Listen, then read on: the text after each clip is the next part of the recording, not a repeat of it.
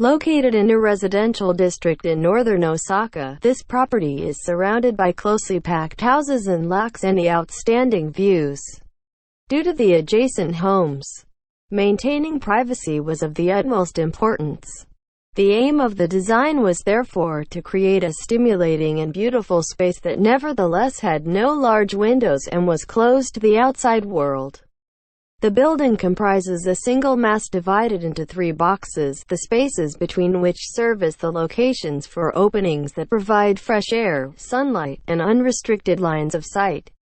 The smallness of these openings is precisely what makes the sudden glimpses of sky or streetscape that they offer so striking. The way the sunlight pours in through them is also remarkable. They serve as devices for making the residents conscious that sunlight constantly shifts over time. Outside, the use of different exterior wall materials and finishes on each of the 3 boxes make it easy to visually comprehend the building's structure.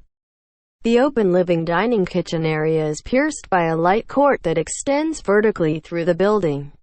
Although the light court is constructed with flashing, outside air still passes through it, allowing it to function as an exterior space within the interior that brings light and ventilation to the main living area.